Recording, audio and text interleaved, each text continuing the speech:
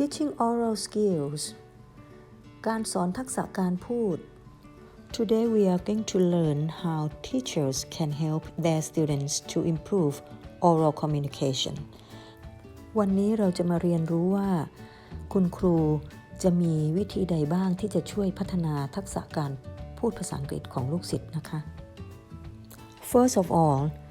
let's look at types of oral practice. Here we have structural practice, functional practice, and experiential practice. It means students need to know grammatical structures of English well for structural practice, and students need to aware of the functions of language they are practicing in functional practice. And students need to be able to use the language independently for experiential practice. การฝึกทักษะการพูดให้ผู้เรียนทั้ง3แบบนี้มีความสำคัญนะคะแบบแรก structural practice ซึ่งเกี่ยวข้องกับฝึกเพื่อที่จะให้รู้และเข้าใจโครงสร้างของภาษานอกจากจะเข้าใจโครงสร้างแล้วลูกศิษย์ก็ควรจะใช้ให้ถูกนะคะรู้ว่าภาษาเนี้ยจะใช้สื่อสารในการทำอะไรนะคะรู้ functions คือรู้หน้าที่ของภาษาและอันสุดท้ายต่อมาคือลูกศิษย์ก็จะต้องสามารถที่จะใช้ภาษาอย่างอิสระผลิตภาษาเองได้ในที่สุดคือฝึกประสบการณ์ของตัวเองในการใช้ภาษาในชีวิตจริงของลูกศิษย์เองนะคะ Presenting an oral lesson. A common lesson sequence in many English classes consists of a sequence of activities referred to as PPP. การนำเสนอชั้นเรียนการสอนพูดภาษาอังกฤษโดยส่วนใหญ่ก็มักจะประกอบไปด้วย3ขั้นตอน PPP. The first P is presentation. Here, new language items are introduced. P ตัวแรกนะคะคือการนำเสนอขั้นตอนนี้เนี่ยครูก็จะนำเสนอเสียงศัพท์โครงสร้างรูปแบบใหม่เพื่อให้ผู้เรียนได้เรียนรู้และเข้าใจนะคะ The second P is practice. Here, students complete guided practice activities using the new language. P ตัวที่2นะคะคือขั้นตอนต่อมาคือการฝึกผู้เรียนจะได้รับการฝึกฝนจากกิจกรรมต่างๆนะคะขั้นตอนนี้ยังคงเป็น guided practice ก็คือยังอยู่ในความควบคุมและการชี้นำของคุณครูอยู่นะคะในการที่เขาจะฝึกรูปแบบภาษาใหม่ซึ่งเพิ่งได้เรียนมาเมื่อกี้ในขั้นตอน presentation and then the third P production students take part in more independent or more open-ended activities using the new language ในขั้นตอนที่3 P ตัวนี้คือ production คือการผลิตภาษาอย่างอิสระนะคะของผู้เรียนก็จะใช้รูปแบบภาษาใหม่ที่เพิ่งเรียนในขั้นตอน presentation และเพิ่งฝึกในขั้นตอน practice นำมาสร้างสรรค์ภาษาของตนเองอย่างอิสระนะคะโดยใช้รูปแบบภาษาใหม่ซึ่งเพิ่งเรียนไปแล้วนั่นเอง Activities for oral practice include drills, information activities, discussions, role play, problem-solving activities, jigsaw activities, games and songs, and many more. กิจกรรมการฝึกทักษะการพูดมีหลากหลายนะคะตั้งแต่การฝึกแบบซ้ำย้ำทวนนะคะเรียกว่า drills เนี่ยนะคะ information gap activities ก็คือฝึกเพื่อที่จะสนทนาให้เติมเต็มข้อมูลที่ขาดหายไปนะคะ discussions ก็คือการอภิปรายอันนี้ค่อนข้างมีทักษะที่การพูดที่สูงอยู่นะคะ role play ก็คือการแสดงบทบาทสมมุตินะคะการให้บทบาทและผู้เรียนจะต้องผลิตภาษาเพื่อการสื่อสารให้สำเร็จนะคะ problem solving activities ก็คือกิจกรรมการฝึกแก้ไขปัญหาแต่ใช้ภาษาอังกฤษนะคะ jigsaw activities ก็คือเป็นส่วนหนึ่งของกิจกรรมที่เราเรียกว่า cooperative learning คือการเรียนรู้แบบร่วมมือกันนะคะก็จะช่วยกันนำพาไปสู่เป้าหมายได้นะ games and songs นะคะก็ส่วนใหญ่อาจารย์ในชั้นเรียนภาษาอังกฤษใช้เยอะนะคะซึ่งคุณยายก็จะพูดถึง games กับ songs ในคลิปต่อไปนะคะ Okay, let's look at drills. Drills focus on particular language item, involve students repeating or changing language items, and control the situation. การฝึก drills เนี่ยนะคะคือการที่เพ่งเล็งตัวภาษาที่ต้องการจะสอนอันใดอันหนึ่งเช่นสมมุติว่าจะสอนเรื่อง past simple tense เนี่ยdrill ของวันนี้ก็น่าจะเกี่ยวข้องกับ past verb ซึ่งมี2แบบ regular irregular นะคะอย่างนี้เป็นต้นนะคะแล้วก็จะฝึก repeating นะคะซ้ำไปซ้ำมาหรือ changing เปลี่ยนนั่นเปลี่ยนนี่เพื่อให้ถูกต้องตามหลักไวยากรณ์ภาษานะคะซึ่ง drills เนี่ยใช้ control สถานการณ์หรือควบคุมสถานการณ์ให้อยู่ในกรอบที่กำหนดไว้ Drills can be divided into 3 types: mechanical drills, meaningful drills, and communicative drills. Mechanical drills include repetition, substitution, transformation, combination, and expansion drills. drills แบบแรกที่เรียกว่า mechanical drills นะคะก็คือฝึกเพื่อให้เกิดความคล่องในการใช้ภาษาให้ถูกต้องตามหลักไวยากรณ์ The first type is called repetition ทำซ้ำนะคะ repetition คือการทำซ้ำ The teacher says something like Are you doing anything on Friday? And the students repeat the same thing. Are you doing anything on Friday? Or the teacher says, Would you like to join me? Students repeat after the teacher by saying, Would you like to join me? The second type of mechanical drills is substitution. แปลว่าการเทียบแทนนะคะเอาอะไรบางอย่างมาแทนอะไรบางอย่างนะคะ The teacher says, I want to buy some apples, bananas. Students have to substitute the word apples with the word bananas.So students say, I want to buy some bananas. Then the teacher say coconuts. Students say, I want to buy some coconuts. นั่นก็คือคุณครูก็จะชี้นำว่าจะต้องเอาศัพท์ตัวใหม่ที่ครูพูดเนี่ยไปเทียบแทนศัพท์ตัวเก่าที่อยู่ในประโยคก่อนหน้านี้และลูกศิษย์ก็ต้องรู้ว่าจะเอาไปวางไว้ตรงไหนนะคะ The third type is called transformation. Students change the sentences in the way the teacher indicates. For example, the teacher says, I read Harry Potter. Sam. Then the students say, Sam reads Harry Potter.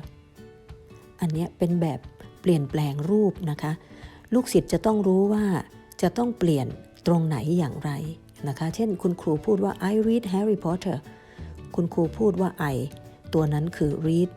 R E A D ไม่ต้องเติมอะไรนะคะแล้วคุณครูให้โจทย์ว่า Sam ให้ลูกศิษย์เนี่ยเปลี่ยนว่า Sam เป็นประธานของประโยคลูกศิษย์ก็ต้องรู้ว่าพอ Sam เป็นประธานของประโยคแล้ว reads จะต้องเติม s นะคะตามหลักไวยากรณ์ที่ถูกต้อง When the teacher says tomorrow students need to transform the sentence in order to fit the use of tomorrow.in future simple tense. So students say, Sam will read Harry Potter tomorrow. When the teacher says yesterday, again, the students need to transform the sentence in the form of using past simple tense because it's yesterday indicates past simple tense. Students say, Sam read Harry Potter yesterday.The fourth type is called combination. To combine substitution and transformation. รูปแบบนี้ก็คือการรวมนะคะรวมแบบเทียบแทนและแบบเปลี่ยนแปลงรูปร่างนะคะ Teacher says, I buy some bananas, grapes. Students say, I buy some grapes. When teacher says yesterday,Students say, I bought some grapes yesterday. And teacher says, eat. Students say, I ate some grapes yesterday. คุณครูอาจจะมีไกด์ไลน์ทีละคำที่จำเป็นที่จะต้องบางครั้งก็คือเทียบแทนเอาไป substitute นะคะบางครั้งเอาไป transform คือต้องเปลี่ยนรูปร่างแล้วแต่ไกด์ไลน์ตัวนั้นที่คุณครูได้พูด The last one is expansion drills เป็นการฝึกแบบขยายไปเรื่อยๆนะคะ Students add pieces to a sentence ผู้เรียนก็จะเติมชิ้นส่วนเข้าไปทีละเล็กทีละน้อยนะคะแต่ก็เติมแล้วให้เป็นประโยคที่ฟังได้ดีด้วยนะคะเช่น Teacher says you are reading and students say after the teacher you're reading but when the teacher says Harry Potter students need to add the word Harry Potter to the sentence so students say you are reading Harry Potter and then the teacher add more words teacher says at the moment student would say you are reading Harry Potter at the moment besides mechanical drills we have meaningful drills Meaningful drills may have a predictable response using a specific language item การฝึกอย่างมีความหมายเนี่ยก็ยังอาจจะก่อให้เกิดการตอบสนองที่พอที่จะพยากรณ์ได้นะคะเพราะว่าใช้รูปแบบประโยคที่เฉพาะเจาะจงตามที่คุณครูอยากให้ฝึกนะคะ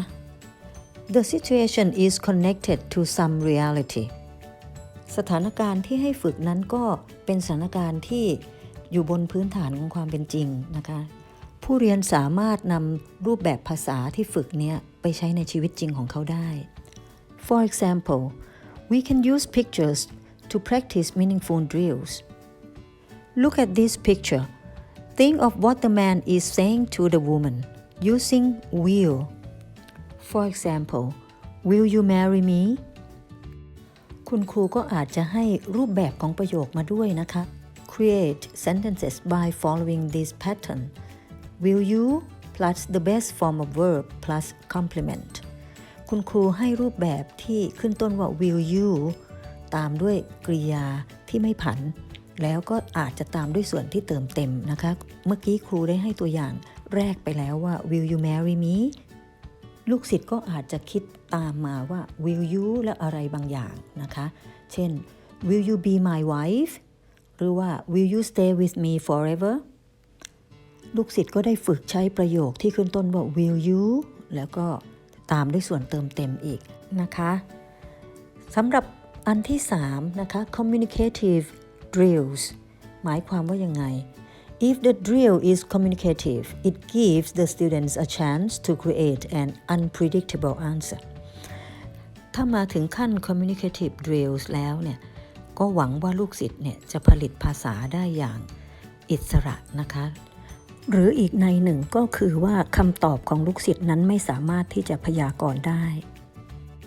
Let's have a look at using situations in communicative drillsเรามาลองดูนะคะว่าการใช้สถานการณ์เพื่อกระตุ้นให้เกิดการฝึกอย่างสื่อสารได้เนี่ยเป็นอย่างไรนะคะ To practice tenses, the teacher may use a real situation for students to practice. ครูอาจจะใช้สถานการณ์ต่อไปนี้ลองฝึก future tense นะคะครูอาจจะพูดว่า I'm looking forward to the vacation. On my vacation, I will visit Samui Island in the southern part of Thailand.ฉันตั้งหน้าตั้งตารอวันหยุดเหลือเกินนะตอนวันหยุดเนี่ยฉันก็จะไปเที่ยวที่เกาะสมุยภาคใต้ของประเทศไทยครูอาจจะให้ช่องว่างไว้ว่า I will ... นะคะส่วนนั้นเนี่ยลูกศิษย์จะได้คิดต่อเองว่าเขาจะพูดว่า I will อะไรซึ่งก็สุดแท้แต่สิ่งที่เขาจะคิดได้นะคะโดยอิสระซึ่งเราก็ไม่ทราบว่าเขาจะพูดอะไรOr we can use imaginary situations to practice questions like present perfect. The teacher can set up an imaginary situation. คุณครูอาจจะตั้งสถานการณ์สมมุติขึ้นมานะคะสมมุติว่า Imagine your sister is going to leave for Melbourne, Australia tomorrow to continue her study.สมมุตินะว่าพี่สาวกำลังจะไปเรียนต่อที่เมืองเมลเบิร์นประเทศออสเตรเลียในวันพรุ่งนี้ What question might you ask the day before she leaves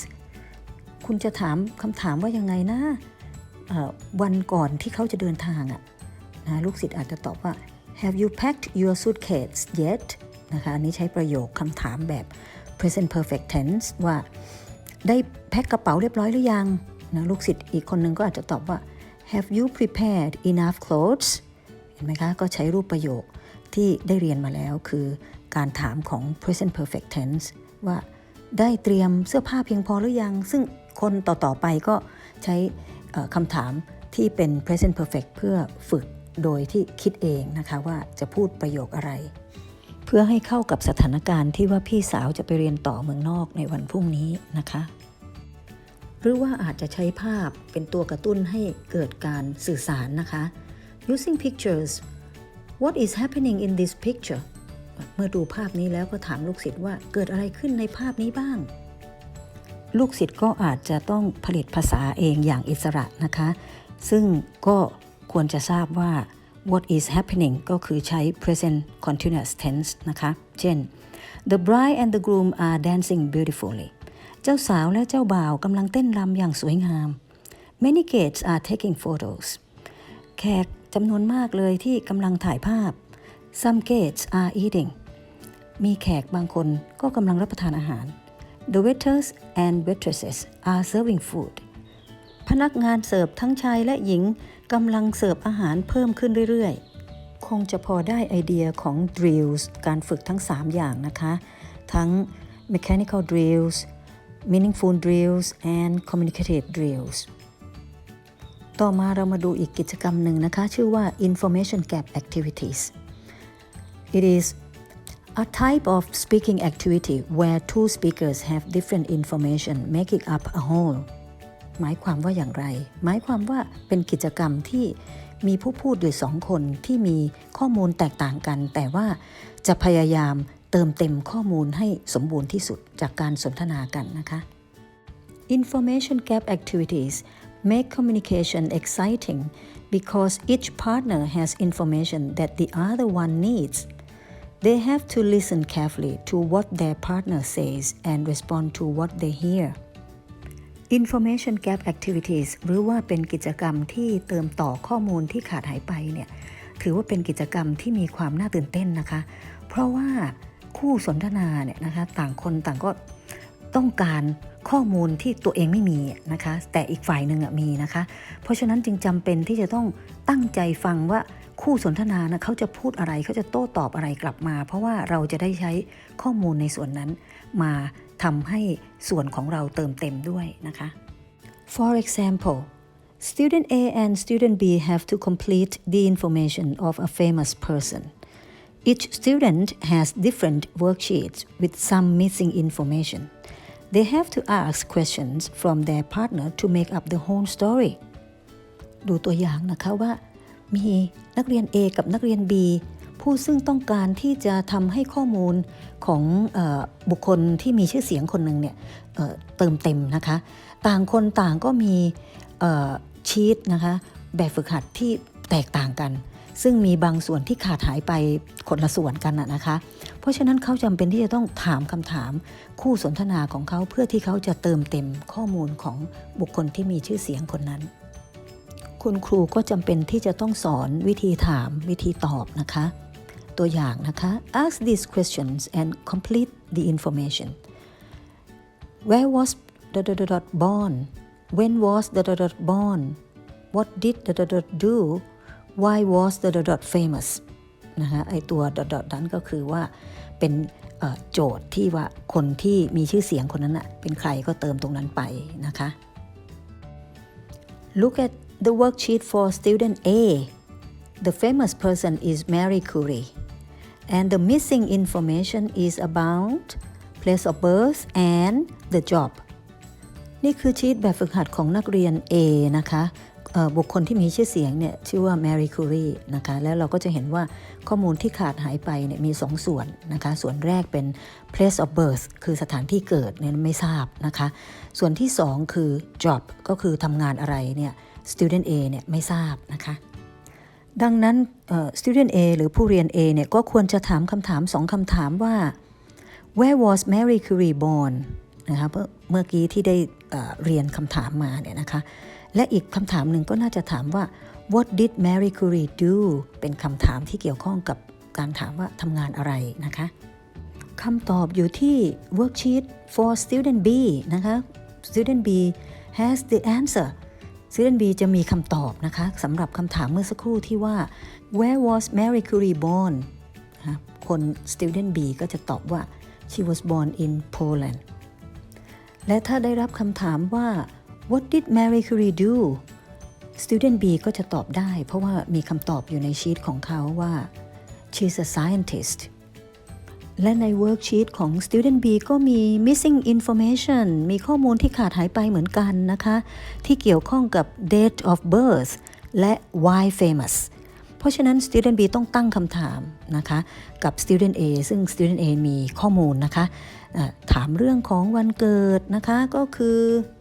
When was Marie Curie born ถามวันเกิดนะคะ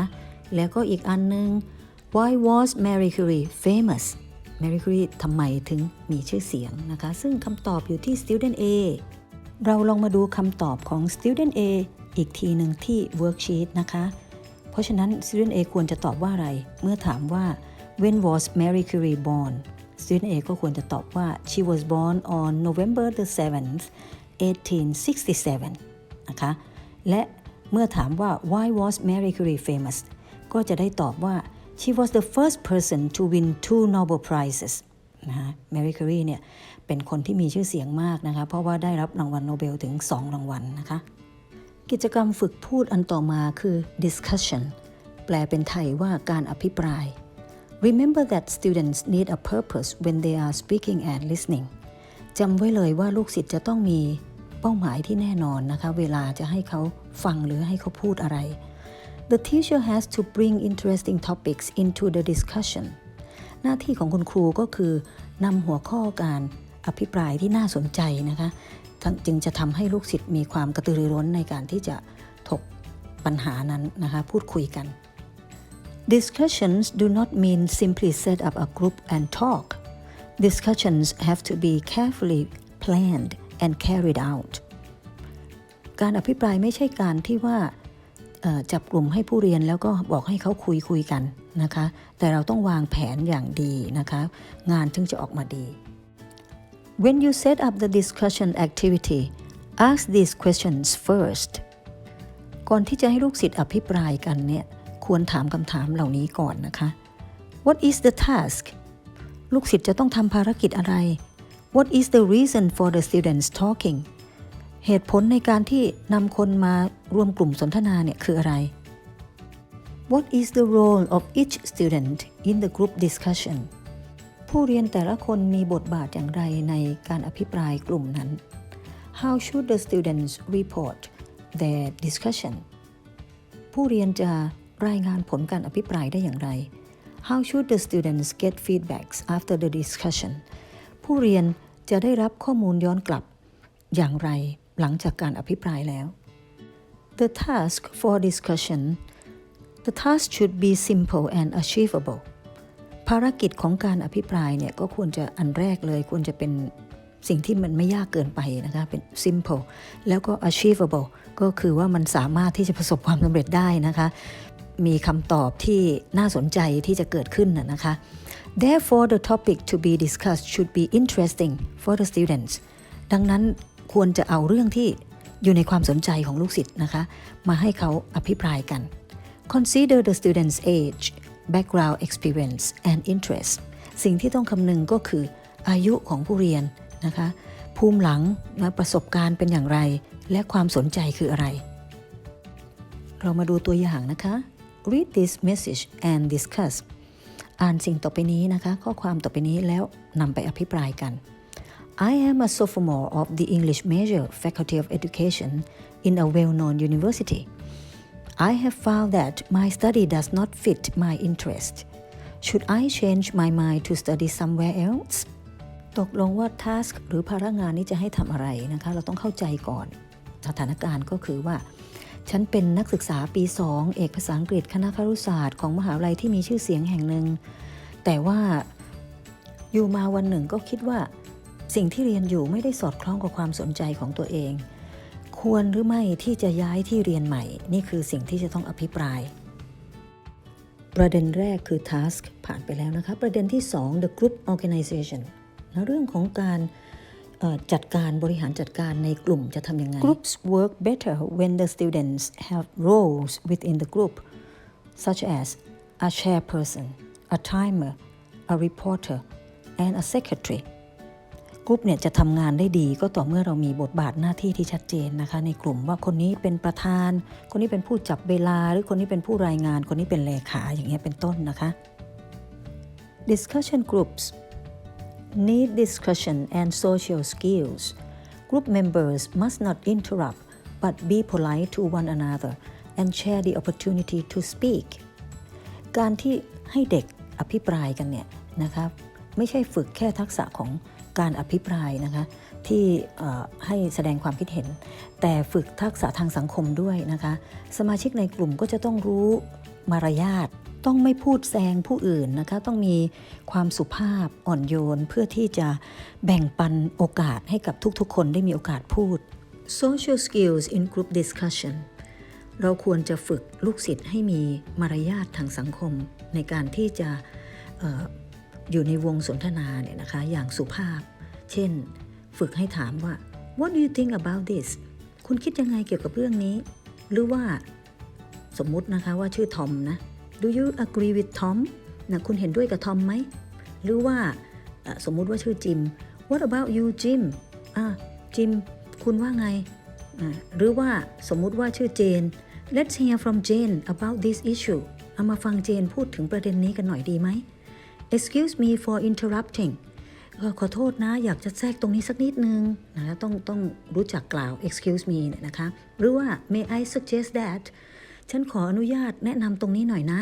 Students need to report their discussion ผู้เรียนจะจำเป็นนะคะที่หลังการอภิปรายจะต้องมีการรายงานผลการอภิปราย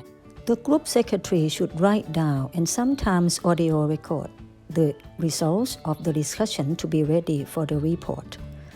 This would keep the discussion to be focused on the topic. การบันทึกเนี่ยนะคะเป็นสิ่งสำคัญเพราะว่ามันทำให้การอภิปรายเนี่ยได้มีจุดหมายที่แน่นอนนะคะไม่ใช่พูดกันไปเรื่อยๆแล้วก็ไม่ได้อยู่ในท็อปิกหรือไม่ได้อยู่ในหัวเรื่องนะคะเพราะฉะนั้นเนี่ยเลขาเนี่ยก็มีความสำคัญนะคะในการบันทึกซึ่งบางทีก็บันทึกทั้งในลักษณะของการจดบันทึกและลักษณะของการบันทึกเสียงนะคะ Students should have opportunity to share their discussion results. This feedback session is very important.Students have chances to show, share, and assess what has been done in their group and in the other groups. หัวข้อสุดท้ายของ discussion นอกเหนือจาก3อันแรกนะคะได้แก่ task, organization, and report นะคะ3อันแรกแล้วอันนี้คือ feedbacks นะคะว่าการที่มีการอภิปรายแล้วเนี่ยก็ควรจะได้รับข้อมูลย้อนกลับด้วยนะคะว่าผลของการอภิปรายนั้นเป็นยังไงก็ต้องมีโอกาสที่จะแชร์ความคิดเห็นหรือว่าประเมินผลของการอภิปรายทั้งในกลุ่มของตัวเองและกับกลุ่มอื่นๆในชั้นเรียนด้วยกิจกรรมต่อมานะคะคือ role play ภาษาไทยเรียกว่าบทบาทสมมุตินะคะมันคืออะไร It is a type of speaking activity where students are asked to imagine that they are in different situations and act accordinglyในกิจกรรมนี้นะคะผู้เรียนก็จะได้รับบทบาทนะคะก็คือต้องจินตนาการว่าตัวเองเป็นคนนั้นคนนี้นะคะแล้วก็แสดงออกให้ตรงกับบทบาทนั้นนะคะตัวอย่างนะคะนี่คือ role card for student A a woman นี่คือบัตรที่จะกำหนดบทบาทของนักเรียนคนแรกนะคะนักเรียน A เนี่ยซึ่งให้เป็นผู้หญิงนะคะ situation at a jewelry shop situation ก็คือสถานการณ์นะคะตอนนี้อยู่ในร้านขายเครื่องประดับเนี่ยนะคะ You are looking for a pearl necklace to wear at a wedding party. Your budget is 1,000 baht. You will have a conversation with the salesperson. You may have to bargain if you cannot afford it. You may decide not to buy if you feel that the price is not reasonable.เอาละนี่คือสถานการณ์ที่กำหนดให้นะคะว่า Student A เนี่ยเป็นผู้หญิงซึ่งกำลังมองหาสร้อยไข่มุกแล้วก็จะไปงานแต่งงานนะคะแต่ว่า มีงบประมาณอยู่ 1,000 บาทและจะต้องไปคุยกับคนขายอาจจะต้องมีการต่อรองราคานะคะถ้ารู้สึกว่าราคาแพงไปหน่อยนะคะซึ่งก็ในที่สุดอาจจะตัดสินใจไม่ซื้อก็ได้ถ้าคิดว่าราคาไม่สมเหตุสมผลนะคะเรามาดู roll card for student B นะคะทีนี้คราวนี้เป็นของ student B เขาก็จะได้อีกใบหนึ่งนะคะ situation at the jewelry shop เหมือนเดิมนะคะ you are a salesperson a woman is looking for something ask her whether she needs help present two options for her necklace A is longer than necklace B you can give not more than 10% discount ใน roll card ของ student B นะคะก็คือเป็นคนขายนะซึ่งจะต้องได้สนทนากับผู้หญิงคนหนึ่งซึ่งกำลังมองหาสินค้าก็ให้ถามว่าต้องการสินค้าชนิดใดต้องการความช่วยเหลือไหมแล้วก็นำเสนอตัวเลือก2อันคือสายสร้อย A กับสายสร้อย B ซึ่งสายสร้อย A เนี่ยมีความยาวมากกว่าสายสร้อย B อันนี้คือโจทย์ของเราแล้วก็อย่าให้เขาต่อรองราคาได้มากกว่า 10% นะคะ and these are the pictures of necklace A and necklace B necklace A costs 999 baht and necklace B costs 799 baht ดังนั้นผู้เรียนที่ได้คาร์ด B เนี่ยนะคะก็จะได้ทำความเข้าใจและทำตามบทบาทส่วนคนที่ได้คาร์ด A ก็เป็นคนซื้อนะคะก็ทำตามที่บทกำหนดให้นะคะแต่ว่าเราจะสังเกตว่าไม่ใช่ให้สคริปต์มานะคะโรลเพลย์ไม่ได้ให้สคริปต์ไม่ได้ให้ท่องตามนั้นแต่ผู้เรียนจะได้สร้างสรรค์ภาษาอย่างอิสระตามบทบาทที่ได้รับนะคะกิจกรรมต่อมาที่น่าสนใจนะคะที่ใช้ในการฝึก oral skills หรือทักษะพูดนะคะคือ problem solving activities กิจกรรมแก้ไขปัญหานะคะดูตัวอย่างนะคะ students are divided into groups and are given a problem to solve they have to discuss in their group and make the best decision ดังนั้นผู้สอนก็ต้องกำหนดประเด็นปัญหามาแล้วก็ให้ผู้เรียนซึ่งแบ่งเป็นกลุ่มแล้วเนี่ยนะคะอภิปรายกันเพื่อที่จะหาทางออกของปัญหาที่ดีที่สุดนะคะเป็นการตัดสินใจของกลุ่มนะคะตัวอย่างของ situation นะคะหรือสถานการณ์ที่เป็นปัญหานะคะ The sudden flood is coming to hit your house according to the emergency announcement. There are 4 people in your family. There is only one boat which can carry around 250 kilograms. The total weight of your family members is 230 kilograms ตัวอย่างของสถานการณ์ที่เป็นปัญหานะคะว่ามีน้ำท่วมอย่างฉับพลันเลยนะคะเดี๋ยวกำลังจะมาถึงบ้านแล้วปรากฏว่าที่บ้านเนี่ยก็มีสมาชิกอยู่4คนและมีเรืออยู่แค่ลำเดียวนะคะเรือลำนั้นเนี่ยสามารถที่จะบรรทุกน้ำหนักได้ประมาณ250กิโลกรัมแต่ว่าน้ำหนักของคน4คนในบ้านเนี่ยก็230กิโลกรัมแล้วนะคะ Which of the following things you will take with you to evacuate from your house? A box of matches, very light. First aid kit, 2 kilograms. A mobile phone with a charger, very light. A sack of rice, 5 kilograms. Canned fish, 2 kilograms. สิ่งใดต่อไปนี้ที่เราจะขนย้ายไปพร้อมกับเราบนเรือนะคะได้แก่กล่องไม้ขีดไฟซึ่งมีน้ำหนักเบามากหรือว่าชุดปฐมพยาบาล2กิโลนะคะหรือว่าโทรศัพท์มือถือพร้อมกับที่ชาร์จก็เบามากเหมือนกันหรือว่าข้าวถุงหนึ่ง5กิโลแล้วก็ปลากระป๋อง2กิโลต้องตัดสินใจนะคะยังมีอีกนะคะ Gallons of water 5 kilograms per gallon clothes 5 kilograms a map of Thailand very light photo albums 2 kilos instant noodles 1 kilo per 10 packs the 10-year-old pet dog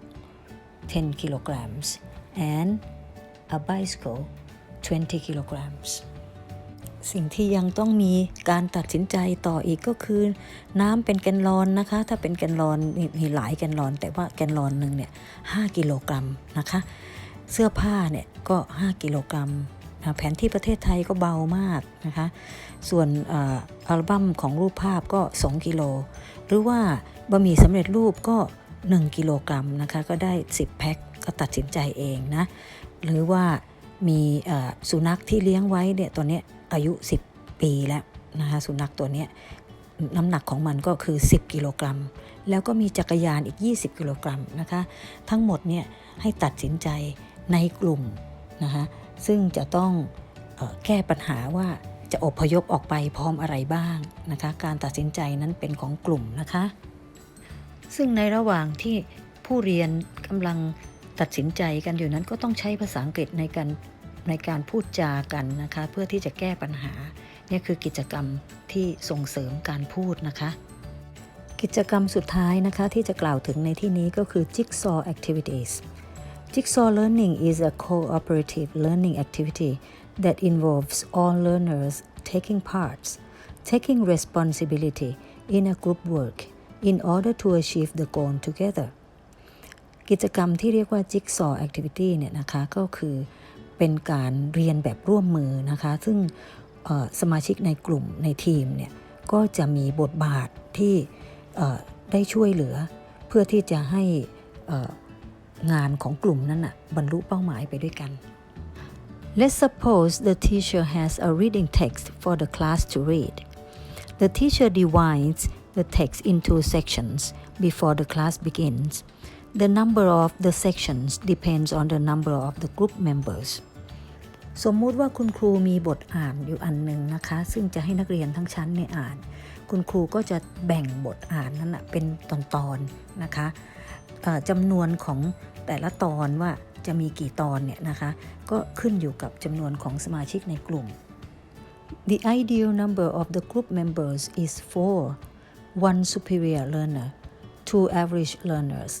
and 1 weak learner.It's also fine to have 5 or 6 members depending on the class size ตอนนี้ก็คือว่าจริงๆแล้วจำนวนที่อยากจะให้เป็นเนี่ยประมาณ4นะคะคือ4คน1คนเนี่ยเป็นนักเรียนที่เก่งนะคะ2คนเป็นนักเรียนปานกลางและก็อีก1คนเป็นนักเรียนที่อ่อน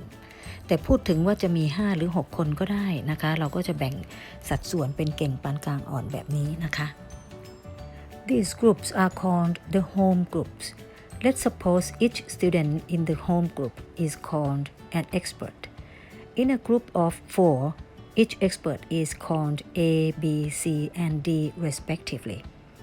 ที่ว่าแบ่งกลุ่มเก่งปานกลางอ่อนเมื่อสักครู่นี้นะคะเราเรียกว่า home groups นะคะหรือเป็นถือว่าเป็นบ้านนะคะ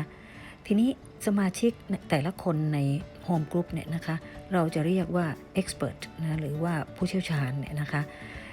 แต่ละคนเนี่ยถือว่าเป็นผู้เชี่ยวชาญนะคะก็จะมีอยู่สมมุติว่าเป็น4คนนะคะก็เป็นผู้เชี่ยวชาญ A ผู้เชี่ยวชาญ B C และ D Each expert A B C and D from every group will form the new groups of the same letter called Group A, Group B, Group C, and Group D. These new groups are called the expert group. ผู้เชี่ยวชาญ A ผู้เชี่ยวชาญ B ผู้เชี่ยวชาญ C ผู้เชี่ยวชาญ D ของแต่ละกลุ่มนะคะก็จะมารวมตัวกันเป็นกลุ่มใหม่เรียกว่ากลุ่ม A ก็คือเต็มไปด้วยคนที่เป็น A ของแต่ละกลุ่มมาเนี่ยนะคะกลุ่ม B กลุ่ม C กลุ่ม D นะคะกลุ่มใหม่นี่เรียกว่ากลุ่มผู้เชี่ยวชาญหรือ expert group.In each expert group, students read the section of the text that they are responsible for together.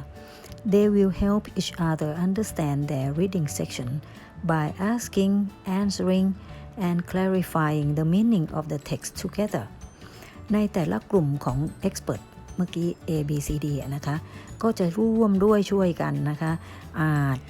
และทำความเข้าใจอย่างถ่องแท้ในพาร์ทที่ตัวเองได้รับA, B, C, and D go back to their home groups and retell the selected text that they have already studied to the other members in the group. หลังจากนั้น A, B, C และ D ก็กลับไปที่โฮมกรุ๊ปของตัวเองนะกลุ่มบ้านของตัวเองเพื่อที่จะไปเล่าเรื่องราวที่ตัวเองได้ศึกษามาอย่างถ่องแท้กับพวก A ด้วยกัน B ด้วยกัน C ด้วยกัน D ด้วยกันเมื่อสักครู่นี้เพื่อที่จะให้ A, B, C, Dในกลุ่มของโฮมกรุ๊ปได้เข้าใจเรื่องราวทั้งหมดนะคะเนี่ยคือ Jigsaw Activity นะคะหวังว่าคลิปนี้คงเป็นประโยชน์สำหรับการสอนทักษะการพูดนะคะซึ่งมีหลายกิจกรรมไม่ว่าจะเป็น drills ไม่ว่าจะเป็น information gap discussion role play problem solving แล้วก็ jigsaw activities นะคะพบกันใหม่ในคลิปหน้านะคะบ๊ายบาย